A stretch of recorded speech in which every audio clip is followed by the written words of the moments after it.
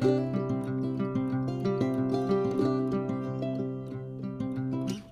friends, Allison here. Welcome back to my channel. I'm back with more December Daily 2022 inspiration.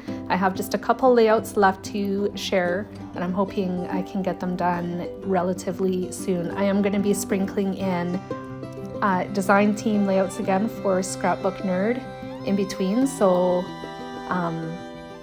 it's a process. It's going to take some time. Hopefully I am done this before January is out. Okay, so anyways, it is a double page layout today that I am creating. The one page is essentially like the title / journal page, and then the second page is a pocket page layout. It has 4 pockets in it that are 3 by 4 inches. 3 of those pockets will have a photo in them, and the last one has a journal card 3 by 4 inches that I created with my Cricut. I also created the page that I'm working on right now with my Cricut as well. As you can see, it was drawn again, and I am coloring it in, kind of working on shading the roofs of the little houses, and then I also add shading to the title, which says Holiday Happenings. I just used a black pen to draw everything, and then I also used different colored pens to add all the journaling directly in Cricut Design Space as well. Creating a layout like this where you're adding your journaling is very time intensive. It took quite a while to create, a couple of hours, I would say. I think it took me longer than maybe it would you if you were to create this layout, because I had some running around to do in between as well. So it took a little bit longer than maybe it needed to. But it's a great layout to make if you're having a snow day and can't go anywhere and you need something to do. This would be the layout for you. Did you know that you could also use your Cricut to create your own pattern papers? I did that with this layout. As you can see, I'm working on the journal card right now. It's this cute little mouse that is inside of a stocking, and it has some greenery there and candy cane as well. I converted that to a draw file as well, attached it to a rectangle shape in Cricut Design Space, and then cut and draw it.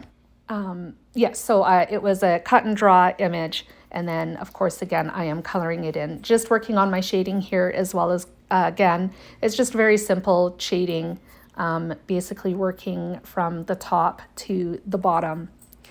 So what I was saying about creating your own pattern papers, use patterns that you find in the image library, whether you have purchased your own images or SVGs that you have found around the internet that are patterns and saved to Cricut.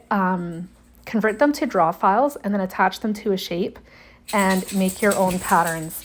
I'm typically not one to mix patterns in my layouts. Personally, I find it overwhelming. I think that's why I don't generally do it too terribly much, but I was inspired to do it this time around.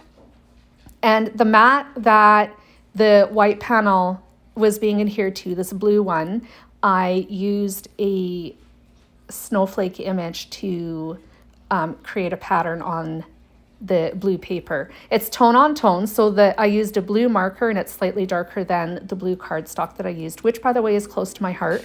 And then the white cardstock is textured cardstock. I'll link everything in the description box down below.